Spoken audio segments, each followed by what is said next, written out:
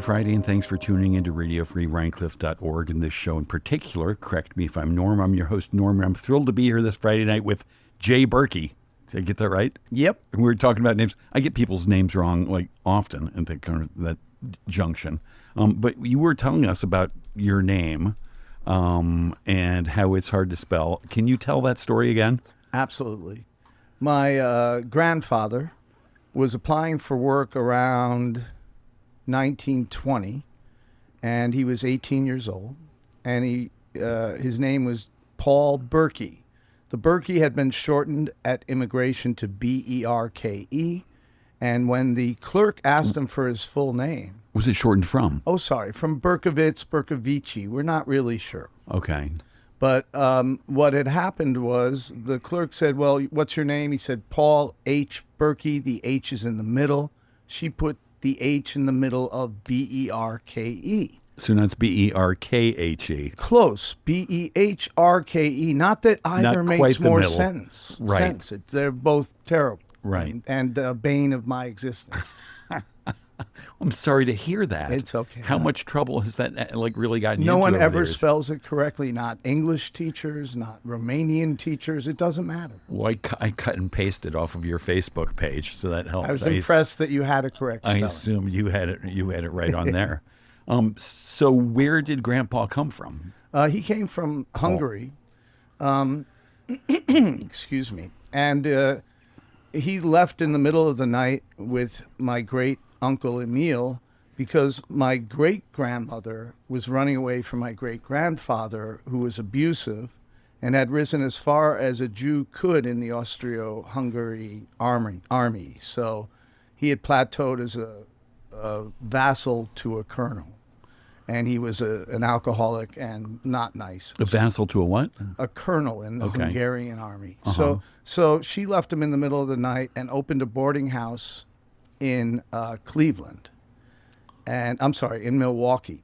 Oh. And then my great-grandfather found her 2 years later, shot and killed her, and then himself in front of my great-uncle who shielded my grandfather from it. Okay, the great uncle, was that Emil or? Emil, yes.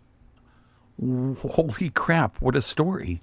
Yeah, that's pretty crazy. So I'm guessing Emil didn't talk about that much, or? Emil never recovered mentally. Right. My grandfather lived a charmed life, even though he was raised, both of them were in Sunshine City in Canton, Ohio. Sunshine City in Canton, yes, Ohio. And my father was unofficially the mayor at Sunshine City. So he was unaffected by what he had not witnessed because Emil did witness it. But he was growing up next to the trauma that Emil had witnessed. Well, they both were shipped to an orphanage as their mother was dead. Right. And their grandfather had no one to take care of them. And she was running a successful boarding house, too, my great-grandmother, to all accounts.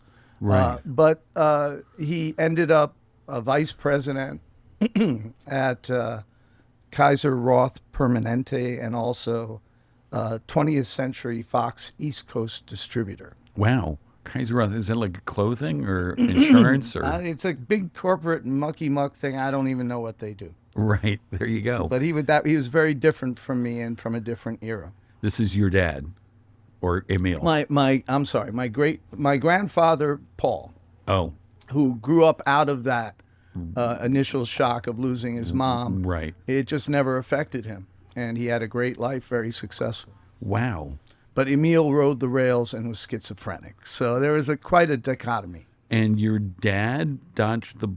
I don't even say that. He was raised in America by my grandfather, who was fine and a successful businessman, and married my grandmother, who died young of cancer. So I never met her. So why did they come to Cleveland in the first place? Well, she went to Milwaukee to open her boarding house, and then they were shipped to Cleveland. I gotcha.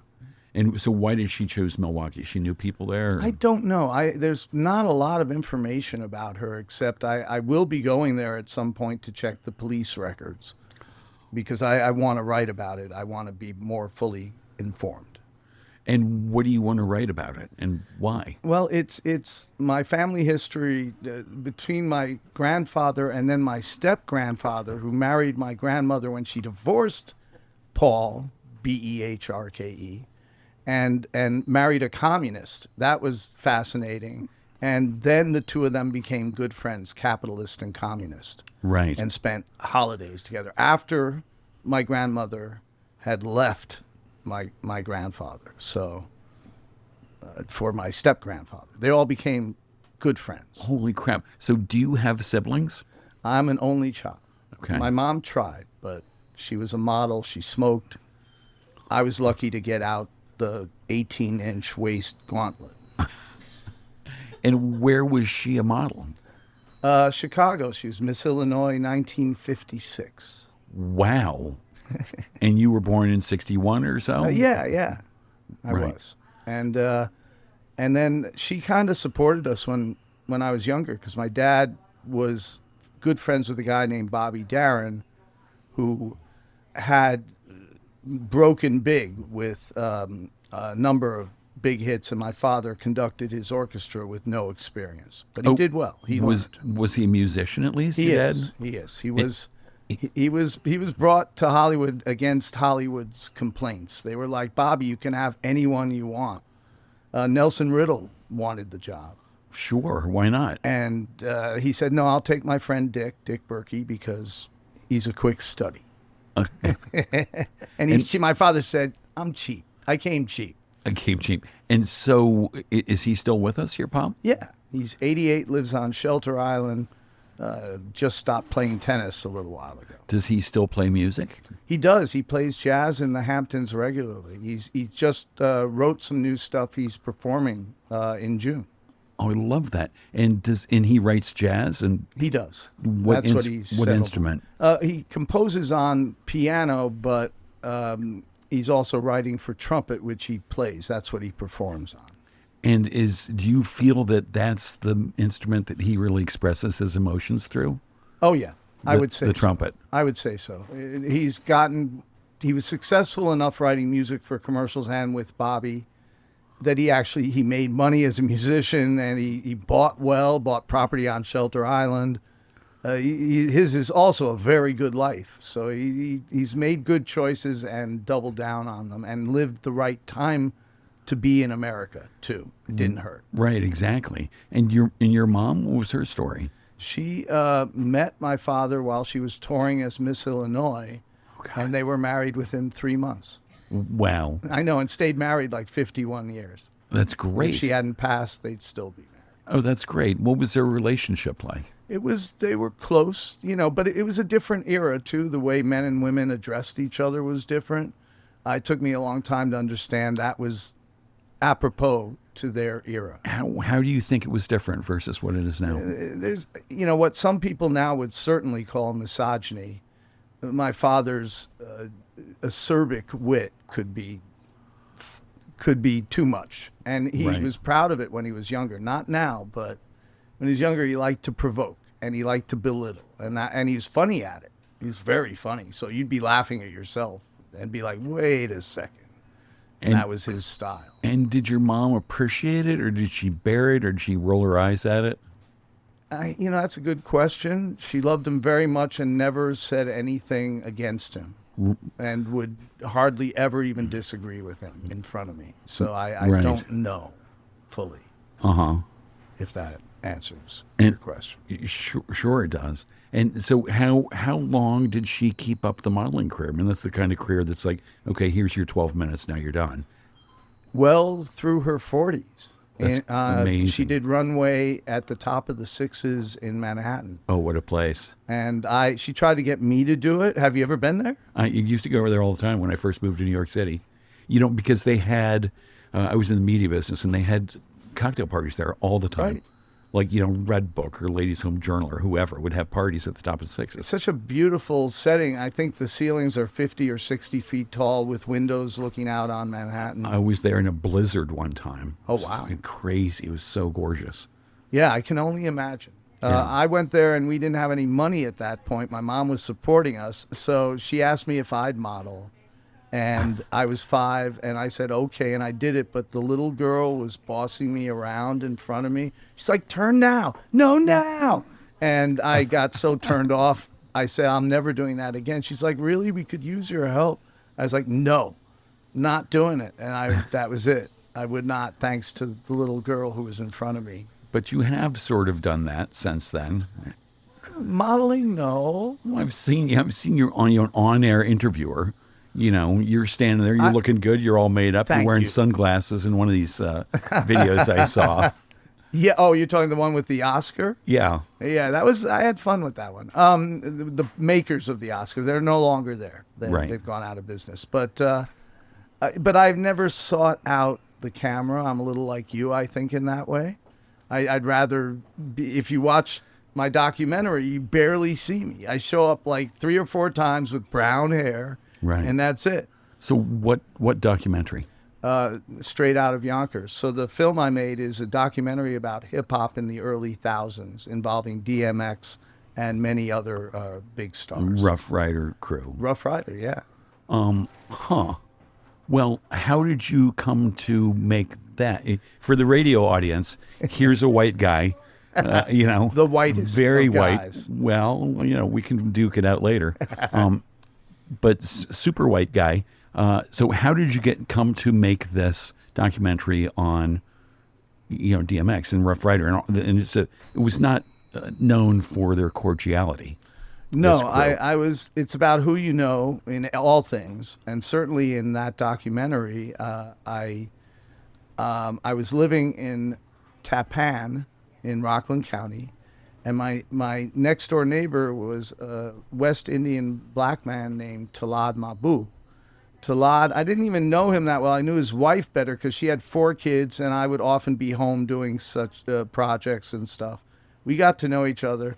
Then Talad approached me, said, I've got a bunch of videotapes in a bag with DMX and a lot of people from before they were famous, from Yonkers. I'm like, really? And he's like, I need help. I know you have a film degree from NYU. So I was like, okay, I'll look at it. And I started consulting. And one day we were sitting around and I said, what am I? I'm no longer whatever, a consultant or an assistant director. What am I? And he looked at me and he said, you're the director. And I was like, oh, wow. And I was really excited till I woke up the next morning. And then I was like, oh, crap. Because the responsibility, it's like having a baby, like you've just adopted and you're like thrilled. And then, wait, I got to take care of the baby? Crap. Yeah, I love that. So you had no idea that you were going to make a documentary film until this film dropped in your lap. It just came to me and I said, someone has to do this and he doesn't know how. So I felt I was doing the world a public service with my film degree from NYU. So. Right. So you graduated with a film degree. What did you think you'd do? Probably, you rarely do what you graduate with, it seems. Either you're hardcore with your major or it's a stepping stone to other things. I ended up working at the New York Times for 11 years. Wow. Starting as a copy boy just because I dated someone in the sports department. What does a copy boy do? Copy boy, literally, they no longer exist. They would rip copy from the wires, like Associated Press. You'd hear the machine. What are the wires? The wires are just machines. My audience is usually 20-somethings. I understand. So like teletype wires that print out. What is teletype? I don't know how to answer going. That. No, you're going too far. Now you sound like a 5-year-old. Yeah, that's how you would keep going. This is my that. interview strategy. Okay, I take back what I said about your interview. Rats. No, I'm kidding. All right, I'll play ball. No, it's fine. Copy boy. What was the question? Where are we at? Copy boy. Copy boy is an antiquated term, ripping physical printed copy of news that comes over the quote-unquote wire. Yeah, a teletype, like a fax machine. So you get but stories. Long before that. You get stories in. Yeah. It makes that noise you hear in the old-time movies. Yeah, it almost sounds like a modem sound, like an old modem. But So would you read it as it was printing out? No, I would rip it and put it on the chief editor's desk to disseminate stories that played off the news. And the teletype is like story after story after story, right? Yeah, it was it would take breaks, but it would keep spitting out throughout the day, 24 hours. And so how often did you have to rip it off? And as put it many as a few times an hour, Right. depending on how busy the news was. But it all went to the same place. Yeah, well, it went to the editor would then decide what is valuable and assign. And then we have the New York Times take on And things. once you plopped it down on the editor's desk, your job was done? When I was a copy boy, yes, before I moved up, sort of. Where did you move up to? I became a photo editor by my end there, and that is debatable. If you talk to the Times, they might debate that characterization as good. my time there ended in an unknown class action suit you've never heard of. So much of my life is unknown, but we can just hint at it. Let's just hint at the fact that had my suit gone the way I had wanted to and the union backed me, it would have meant probably 100 reclassifications within the building and millions of dollars. Reclassifications of people's jobs and pay Being grade and called stuff? what they should have been called. Oh, I see. And I was a photo editor, very clearly actually had worked managerially there. And they were saying, you're just a news assistant. I said, bullshit. I'm not. And what were you doing as a photo editor? I would write meaty captions to send out on the New York Times news service wire, standalone captions, often 200 words long, so that any paper That's in a the hell world. of a caption. Yeah, it was a story, essentially. And I would Right. take it off the wires and then craft it, make sure it applied to the photo, and then send the photo with the caption out so people could use it and fill a page if they needed to in the a Paris newspaper Right. or an Australian paper. And back in that era, how did the photos get sent to the Paris Same thing. office? I mean, it would go, the photo would be attached to a caption, a meaty caption. Right. Okay, so the teletype was a little bit like a fax, I guess, in as much as it could scan and transmit. Yeah, we would scan it into the computer, then send the copies, I gotcha. believe. Okay. It's a long time ago, and it was just before the dawn of the digital age. Right. So they were starting to send things digitally. Stephen Crowley, who took photos and won many awards at the Times, his stuff would come in, and I'd get to look at it, and he'd send like 100, 200 things. He didn't like using flash, and it would often be dark, and then there'd be one really cool freeze frame out of 100. And that was he was like the first digital photographer in many ways, because he knew how to use it overkill. You shoot a million things, you get lucky with one. Right. Interesting. So you wanted the job reclassified. Yeah, it's complicated and boring why, but that was my question. Rats. Sorry. No, I'll synopsize it. So I'd been working Grupo, which is managerial level overtime, and it took them a year and a half to figure out as a news service news assistant. Right. I should not have been working at that level. So they immediately stopped me, and then I went to the union and said, well, I was fine as long as you were paying me. And if you're not going to pay me, I'm fighting you.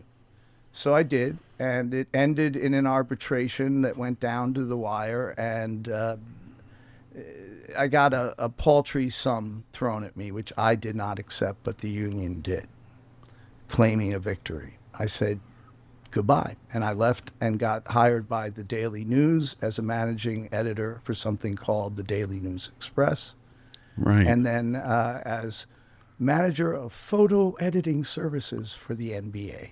So those are my next two jobs. Wow. All right, back in one last question. Was it you and the union against management? Was that the suit? You said it was a class action I would say suit. so, except that the union accepted nothing. They got nothing and claimed a victory. So I was disgusted and quit on the spot. Right. They were like, we could put you in another Group 7. I was like, you missed the point. Group 7. You were Group O? you Yeah, said? Group O, there's Group 10, which is editorial, and then Group O, which I had worked for a year and a half. And I was like, you guys, just because I Right. don't know anyone, I didn't know the right person, or they Right. they would have left me alone. Right. Huh. But did you enjoy the job? I loved many aspects of it, and I met many wonderful people. Right.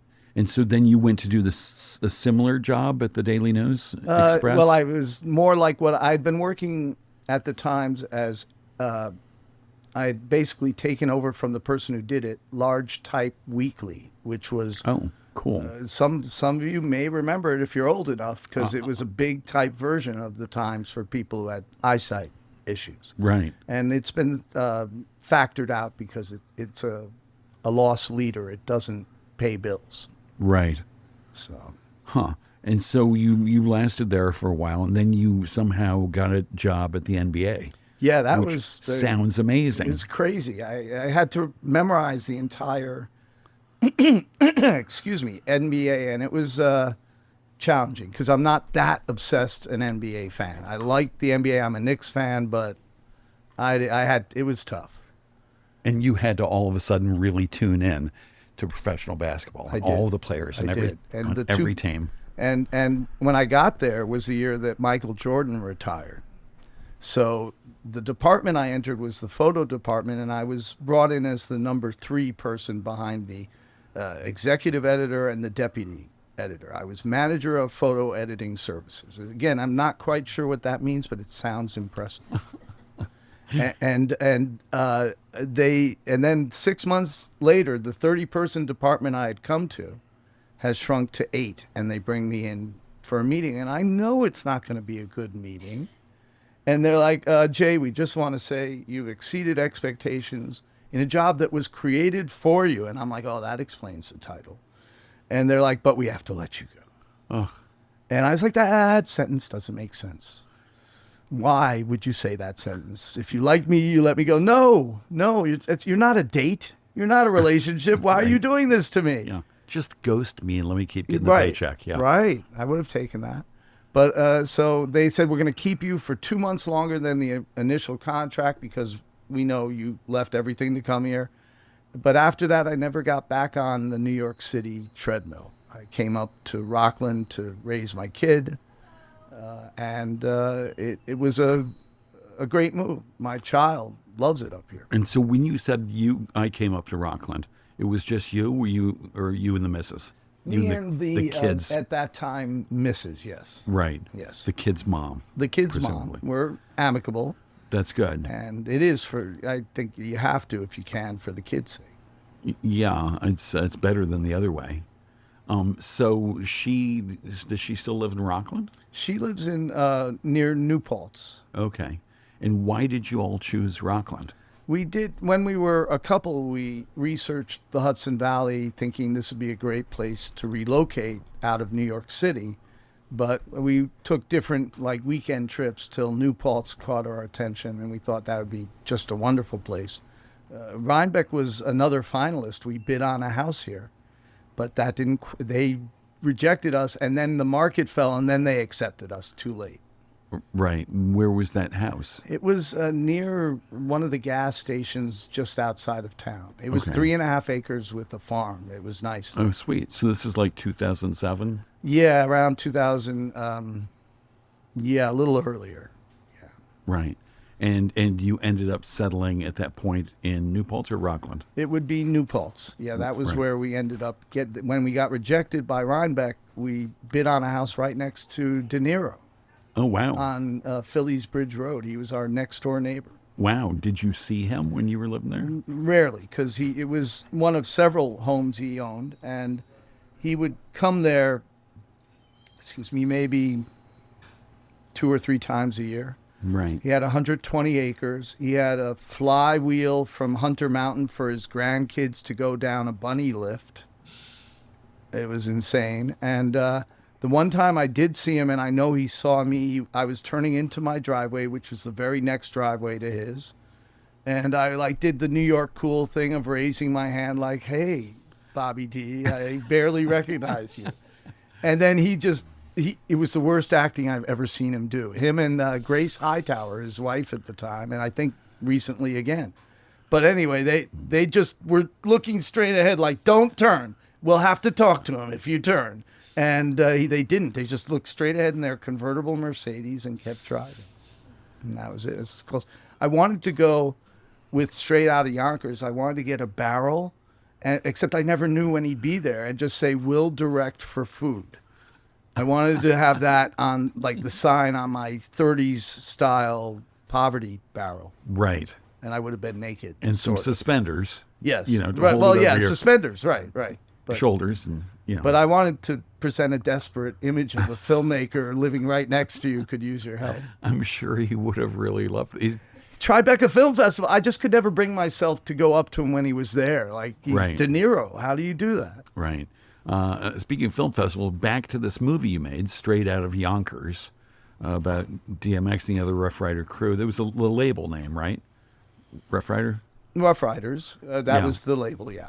Okay. Yeah. What happened to that documentary? Well, it got hung up in rights and clearances, as Oh, God. almost everyone. I have about 60 different artists presenting in the film, including DMX, the Locks, Rough Riders, and they all, anyone who freestyled in front of a beat that was owned by another artist. This is all stuff I had to learn about rights and clearances. Then I spoke to the woman who did 8 Mile and was the preeminent rights and clearance woman That's in the Hollywood. Eminem movie? Yeah, the Eminem movie. And she offered me a deal, but I didn't have the money. It was $50,000 to clear the film.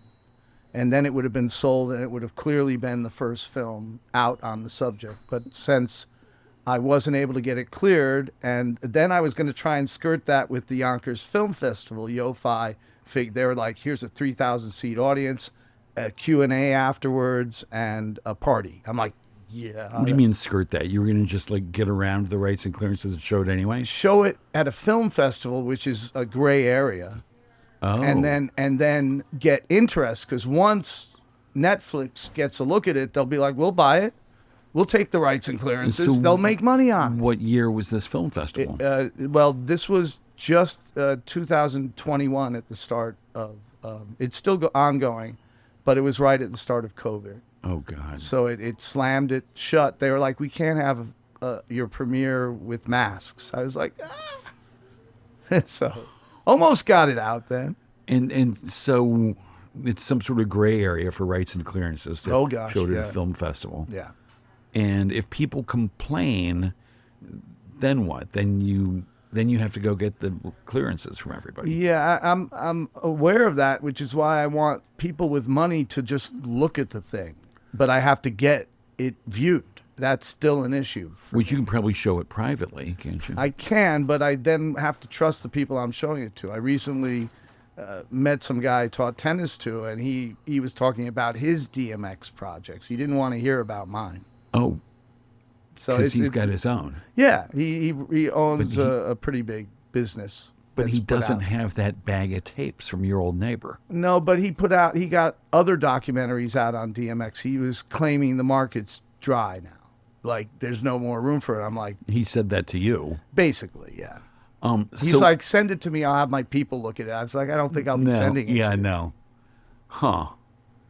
Very interesting. So when you got this like bag, I'm imagining like a D'Agostino's bag of, It was of, just a like, big VHS tapes. Black bag of What stuff. form was it in? Mostly VHS Okay. and from the 90s. So did you- DMX with hair. So I'm guessing you wanted to get it digitized right away. Well, I didn't. Back then, digital was just starting, really. Right. It wasn't, we were still, in fact, the 480 lines of resolution, the square TV was state of the art. I was shooting at that resolution with a very nice camera, but Right. so now it still has the bars on the side Huh. because of the era in which it was shot. I see. And that made it easier to assimilate VHS tape because it's the same essential format. Okay. But at some point, did you get it digitized? It is digitized, yes. The final cut is digitized. Right. So I want to ask about this woman who, for 50 grand, was going to get all the rights and clearances. That sounds kind of cheap. It was a good deal. But also a lot of money. Yeah, both. It was both those things to someone who lives not lavishly. Right.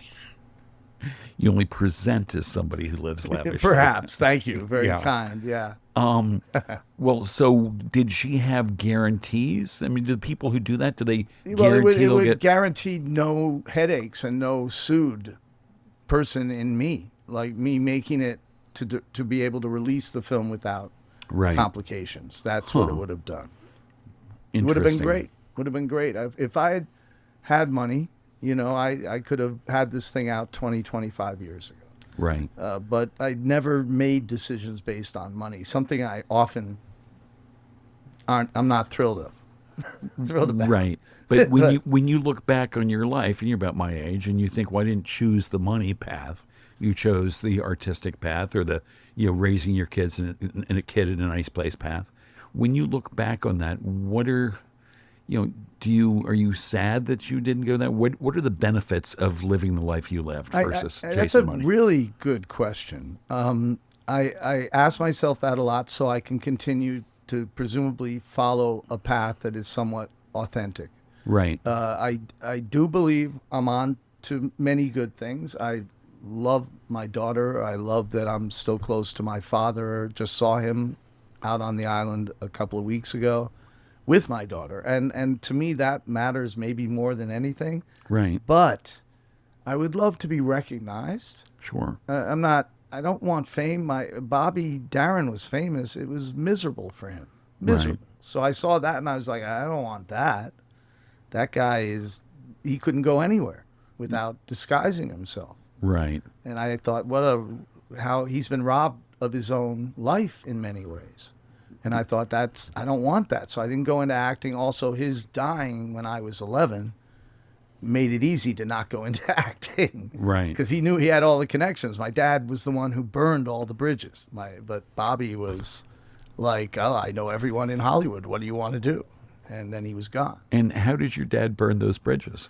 With sardonic wit from hell.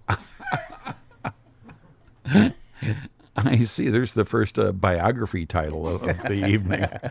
The Paul Behrke story. Was his name? Did I get his name right? No, that's my grandfather. Okay. It's all right. There won't be a quiz later. I promise. Thank God. I'm terrible at quizzes. Yeah, I'm terrible at names. So if I had to remember my own names, I'd be screwed. I'll tell you that right now. Yeah. But I wanted to say I've worn a lot of hats. Yeah.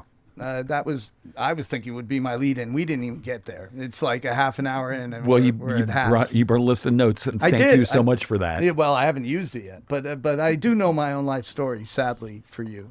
So Good. I'm going to kick back and have a cigarette and more of this Yeah, right. wonderful prosecco you it's brought. pretty good, right? Yeah, it's nice. Thank you. No problem. So my father ended up writing music for commercials and getting very successful at it because in the 70s, he and about 8 other people in the country wrote everything you heard on commercials. There was no competition. Everyone was like, oh, that's for Dick or that's for Joe or Albert Brooks or whoever was the guy who was assigned. And the songs were iconic. I'd like to teach the world to sing.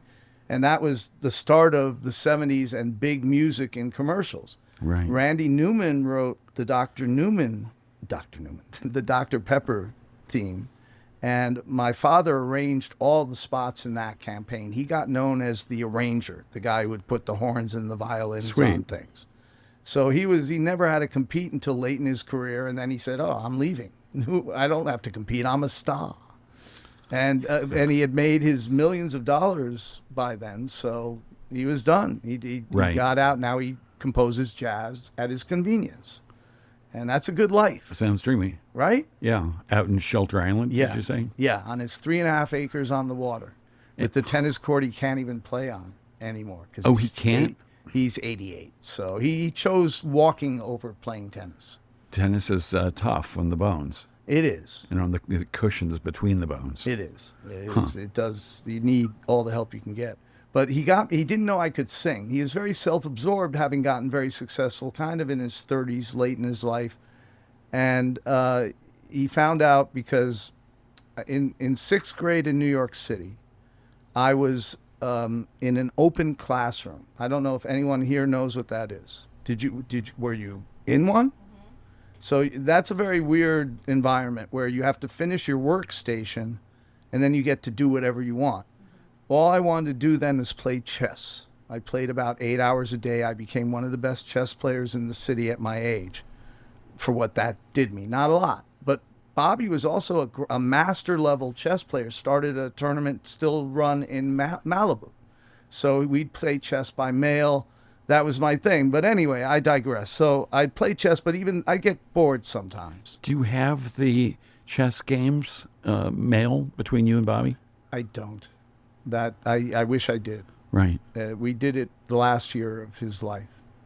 That's a good question as well. But, you throw out a lot of stuff you think you're always going to have. You don't think about it. Right. But he was, I beat him the last time I played him. And he was master level, so it was no small deal. And Right. he was going to perform at the Copa that night. And he was staying at the Pierre. So we went to visit him. It was my 11th birthday. And I was going to FAO Schwartz with my parents to get, I think, a Halloween outfit or something. Right.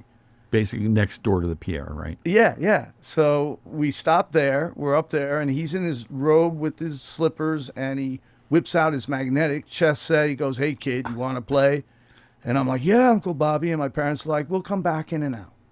So they come back, and I've never beaten the man. He's that good. And I've beaten everyone. I hadn't lost in New York for almost 2 years to man nor beast. And then I beat Bobby, and I was surprised. We both were surprised. And he took it seemingly very well. And I left for FAO Schwartz. And then we're almost at FAO Schwartz when we hear from behind us, "Hey, you little brat, come back. And it's Bobby in his slippers and robe with the chess set running down Fifth Avenue saying, one more game. And I came back, and my parents like, "Go have another game with Uncle Bobby." And he beat me the second game, and I don't remember if I threw it or not. I just can't remember. I Right. might have. But he was tough to beat anyway, so. Yeah. But I love that man. So. That's so sweet. And your folks, they didn't tell you to throw it or anything, did they? No. They wanted me to kick his ass. What?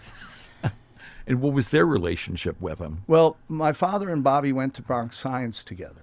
Okay. And Bobby and he were together when Splish Splash was written, which was Bobby's first song. Okay. So it was at a party, and Bobby just wanted to prove he could write rock because he didn't have any respect for it, honestly. Neither does my father. They're both jazz guys, crooner guys. Many people didn't at that era. So he's like, anyone can write rock and roll. And he went and he wrote it in like 20 minutes. And it was a big hit at proving his point, like, because he didn't even like it. Right. And then it launched his career. Then he had some great songs, like Beyond the Sea. I love that song. And what are some of your favorite Bobby Darin songs? Well, I love Beyond the Sea. Right. I also love If I Were a Carpenter, which is a later top 10 Tim Hardin song. Huh. And Bobby tells the story about it, about how Hardin approached him several times with other hits that became hits for other people. And it was the third time he didn't even let Hardin finish his sentence. And Hardin kept getting more hippie-like every time he came, according to Bobby's story. So by the third story, he's like, "Hey, man, hey, Bobby, you want this?" And he's like, "Yeah, I'll take it. And it turned out to be his last hit. And it's just a very modest, If I Were a Carpenter, about if you were that, would you still love me? And I love that song. It's so sweet. And so you went to school. You said they went to Bronx Science together. Where did you go to high school? I went to Stuyvesant. Okay. Down there in Manhattan, which was is now a school for really smart, really scientifically talented, really artistic. It's for exceptional kids. It has been. It always was. It was always a test school, and along with Bronx Science, considered the two best schools in the city. Right. So, and I didn't belong there at all. How come? Because I'm not a great student, Right. and I barely could stay awake, and everyone was a nerd, and I was too. Make no mistake, very nerdy. Right. But I didn't like math, and yet it's a math and science school. I actually like science, but not enough. I wasn't obsessed enough with it. Right. So I wrote some science stuff for the Times when I was older. I loved the Science Times on Tuesdays. Me too. Back when I got the paper every day, I just really loved Tuesdays. My favorite section. And of course, I'd read the sports section because I did work there for years as well. And are you a sports fan now? I'm a huge Knicks fan. I like watching tennis. I like all athletics at the highest level. Right. So I'm a fan in that regard. And who are your tennis stars you're following right now? Right now, Yannick Sinner, who's embroiled in a doping scandal, Right. breaking my heart because he's got a beautiful game, and Alcaraz, who's just amazing. Right. But Sinner's tested positive a couple times now, right? Yeah, and now his trainer said he kind of knew what he was getting into, so further embroiled him in. His trainer said that Sinner knew what he's getting into? Yeah, kind of outed him. Because Sinner's like, no, it was an accident. Yeah, exactly. And it saddens me. I remember when I was trying to make it as a professional tennis player, not successfully, but I remember the only guy I ever came across who did any steroids. I remember we'd play, he couldn't get 2 games off me, and he would twitch between the points because he had muscles, and he would just keep twitching. So Is that one of the side effects of steroids? Apparently. Yeah. I was like, yeah, I don't think it's working for you, buddy. Right. Yeah, I'm not experiencing that side effect. No, right now. you're buff. Yeah. Oh. So you toyed with becoming a professional tennis player. I did attempt to, but this is before drugs came along to help me with my asthma. And so I did do it anyway, but I spent a lot of time in places like Holland, which is below sea level, so the mold spores are like volleyballs. And it was not a good fit for my asthma before drugs came to help regulate it in the 40s. You'd have been better in Colorado, say. Anywhere on earth, I would have probably been better than Holland. That was not a good choice below sea level. So did you play in college as well? I did. I played varsity for New York University. Oh, sweet. 35-10 over 3 years. That's pretty good. Did you singles or doubles? Singles. Huh. And you still play and you give lessons now I and teach stuff. at the Rhinebeck Tennis Club. Moms out there, I'm going to be hosting a camp this summer starting in June. So please consider giving me a call at Rhinebeck Tennis. I don't know what else I can say on there. It's online and somewhere you get the phone number. And so you mostly give lessons to adults? Mixed bag, adults and children. Right. Huh. Yeah, I've never given lessons. I taught family and stuff to play. I think I would prefer kids. Do you have a preference? Or you don't want to say? No. I prefer anyone who's open-minded and up to learn.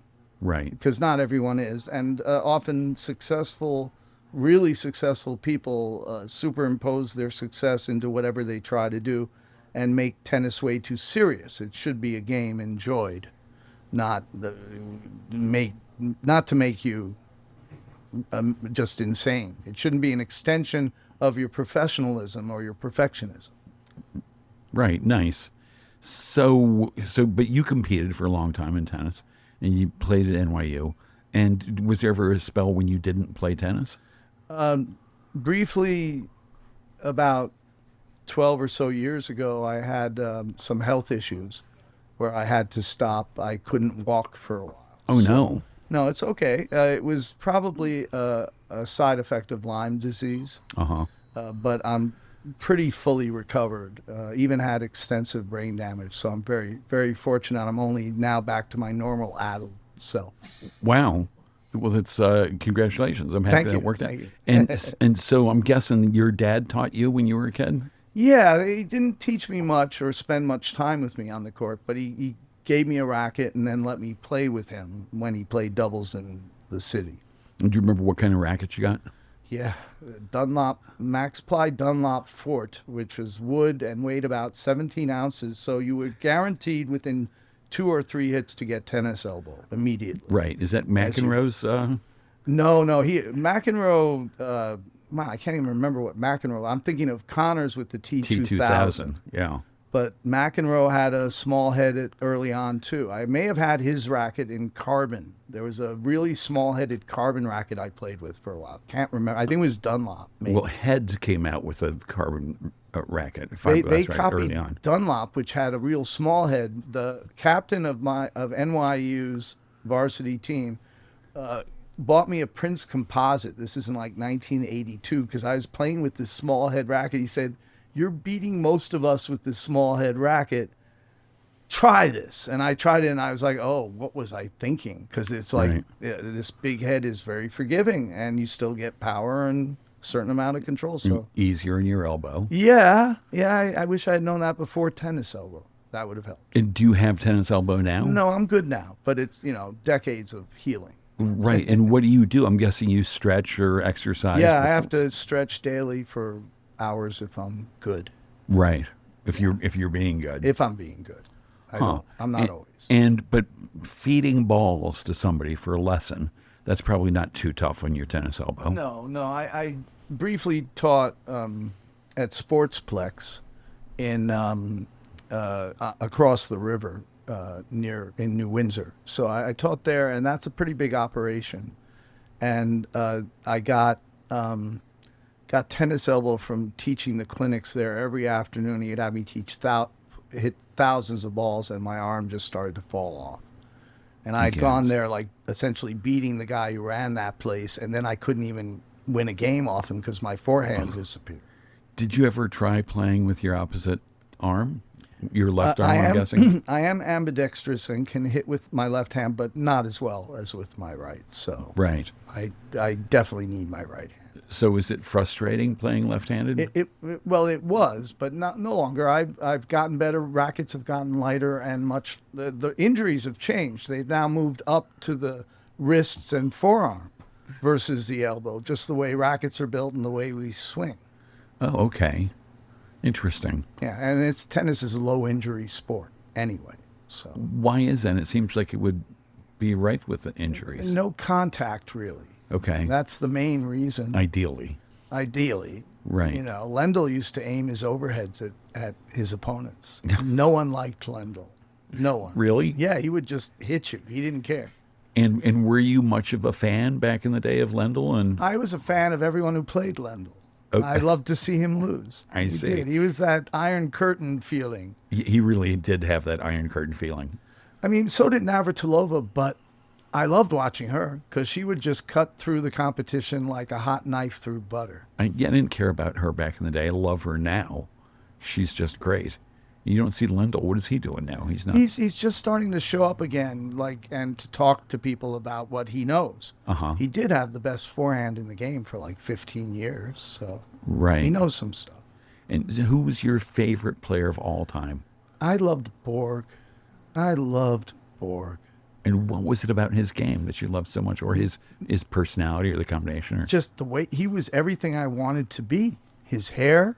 right. He wore Fila outfits. He wore the hell out of his Fila outfits, and I was like, I bought them, and I wore the same thing. I'm like, I want to be Borg. Oh, please tell me you still have the Fila short shorts. No, I would have to. That's a different party for a different night. Which night is that and where? I don't 'Cause know, my but it's not producer here. extraordinaire would like to show up, I'm sure. Yeah. All right. Yeah. No. Yeah.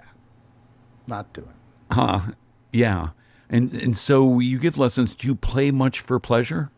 I don't play as much as I'd like because I need my energy to continue to play. If I'm playing, I have clinics I run on Wednesday night, Right. for instance, and I And have those are Bob's place here? at Bob Meyerson's place. Yeah, and Rhinebeck Tennis Club. Yeah, and I'm one of two pros, and Bob sometimes teaches as well Right. there. So it's been a good scenario for me. So at some point in your youth, I'm guessing probably before college, you're out in the court with your dad. And just like if one day you beat Bobby Darin at chess, one day you beat your dad at tennis, I'm guessing. Neither of them that's a were good good. laugh. Neither of them were good losers. I'll say that. I actually beat my father at chess, and that was a seminal moment in my youth. I was 8, Oh, geez. and he wouldn't talk to me for several days after that, and I got good, very confused. Good parenting. I guess so, Yeah. right? So then Dr. Spock, Chapter 4. Yeah, right. If your right. kid kills you in Just anything, don't talk to me. yeah, Just don't ice them talk to out. And they eventually. Brad Gilbert's child rearing. Oh, Brad Gilbert. Oh, Yeah. yeah. He's, yeah. Brad was an unsavory human. Yeah. before he became a commentator. Great commentator. And McEnroe as well was an asshole. Oh, I as a didn't. young I didn't man. like McEnroe when I was a kid. But beautiful to watch. But back to you beating your dad at chess and later on at tennis. Yeah, he wouldn't speak to me. So they sent me to a psychiatrist for another reason, and I went there, and the psychiatrist brought my parents in and said, "Mr. Behrke, first of all, you and your wife need to show more affection toward each other. Your son is confused by the lack of affection you show, and never play chess against your son again, Mr. Behrke." And that was it.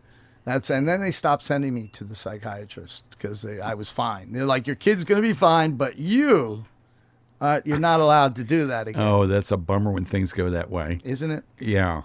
And did he continue seeing a therapist? He never saw a therapist. He No. would only send me to one. It was worthwhile for me to go Right. when he felt I had problems. Right. And They would always kick me out. And so when you were going to therapist, did you gain a lot of understanding about your folks and their psychology? No, they didn't help much. I actually got my parents to go to therapy with me once, and the therapist afterwards, I brought him to the side. I said, "They're conning you. This is not how they are." And he's like, "I know, but they're not going to change. It's incumbent on you to change." And that was when I was like 50, So, 50. yeah, I tried to get my parents to understand they had some issues, but Right. it didn't work out. And so up until 50, you held out hope that they would see what they were doing and change. Yeah, foolish of me, but yes. Is it foolish or is it optimistic and positive? And But there's a point of where optimism is foolishness. You have to pick and choose your optimistic wars. right. So you were liberated from this hope when you were 50, this thought that maybe they could change. Sure, I like that. I like the way you put that. Yeah. Yeah, no, I mean it's not. It's also, I had to grow up and stop focusing on things you can't change. Some things are not, and I realize he's right. I'm too old to be worrying about this. Right. So I may have moved on at that point. It sounds like the beginning of a happy new chapter. Right. Acceptance and Yeah, I'll go with that too. that's great. Great. I can send you a bill for the therapy after this. Please. But you brought, let me just say, because we got like 6 minutes left. Oh, wow. You brought a page of stuff you wanted to We've gone through hit a on. lot of stuff. Let's Have see. we? All right. So I didn't quite finish so my father, I was telling the open classroom story. So I went to a couple of girls who had also finished their work stations. And I was just bored, and they were listening to Donny Osmond. And I came up to them with my very high Mickey Mouse voice. And I can't even do an impression of it. It would crack and sound terrible. But I said, anyone could sing like that. And they're like, "Oh, yeah, you sing like that." And I did. And I saw for the first time in my life jaws drop. And then a month later, they had placed me in a talent show where I didn't know I was in it, singing Donny Osmond, Would you remember what song? Sweet and Innocent. And my mother went to the show, which I killed. I had little 6th grade girls screaming. Oh, Jesus. I did. I was hot for a 6th grader. And my mom had dressed me up. Hot for a 6th grader. There's the second biography Yeah, title right. of Yeah, the night. let's not do that. Yeah, but I had white pants on. My mom had a tie that she used as a metal belt, and my pants were like bell bottoms, and I looked kind of like Donny Osmond. So this is like 70? It was like 70, 71. And, Right. And I killed it, won the contest, and then then I found my father tricked me on my 11th birthday that night when I had played Bobby chess. We went to the studio to listen to one of his commercials for Texaco. And it was a song called Super America Man. Wow. And it was a very high, and he said, "Hey, why don't you guys," my friend and I, my friend's name was Taquin. He was a black kid from the Upper East Side, maybe the only one, actually, back at that point. Right. And Taquin got to sing first, and he goes, "You try, Jay." But he was really testing. He wanted to hear the voice that my mom said I had. Right. And I went up there and I sang it, and I actually went flat at first, but then I said, wait, and I picked up and then nailed it, really high pitched, and he started putting me in commercials. And the very first commercial I did for him was a Chevrolet commercial, And the biggest manager in the business, whose kids had been in a ravioli commercial for years, was at this session, and she's looking around. She goes, "Little boy, where's your mother?" Because all the kids in the industry have mothers as their agents. Show mom. Lois Winters was her name, and her kids were the biggest stars in the industry. So she said, "I've never seen anyone," and I'm like, "My dad, that's my dad behind the board. You know, he's directing the commercial. He wrote the music." And she's like, "Well, I've never done this before, but I'll be your agent, and you can come to everything we do." Because I got the note her daughter couldn't get. I had the highest voice in commercials. Oh, wow. And so my castrato voice got me tons of work, about 25 commercials, and I ended, the second to last commercial I did was a Bic Banana Ink crayon commercial you may remember, with Charles Nelson Riley. Oh, God. What a blast. Can you sing that jingle for us? Oh. Can you do the castrato again? No, I can't. Yeah. Hold on. I can sing the melody, but nowhere near as high as I used to sing. Yeah, take it down a couple octaves. Oh, we go bananas for Bic Banana Ink crayons. They help you draw a lot of ways. Oh, we go banana. And it goes on, and the next line, the chorus is, "Their colors are so bright and gay." True story. Now And then Charles Nelson and Riley. Charles Nelson Riley and banana suits. Okay, he's the head banana, and we're all little, possibly gay bananas in training. I don't know, but Yeah. and I'm not saying that pejoratively. You know, No. I'm just saying, it was possibly the gayest commercial of all time. That's a fact. I want to. Have you found that in YouTube? It's all over YouTube, so you can find it. Charles And all our Nelson Riley. listeners can watch me in a banana outfit. Second row all the way on the right, by the way. That's great. And so, what about your kid? Does she have musical talent? She just sang at an event that Obama was at her college, Hamilton College, just yesterday. Oh, nice. She sings in the a cappella group there. I love a cappella. It's so good. And does she have musical aspirations? No, she just likes it. She likes the sociability, and she has a good voice. Right. But she doesn't. It took her till she was a senior to even do a solo. Finally, Right. so she doesn't seek the spotlight. So last we discussed locations. You were in New Paltz. How did you get to Rhinecliff? I've been all over the Hudson Valley working. I was an editor at the Orange County Post and the Sentinel. They're both weeklies in Orange County.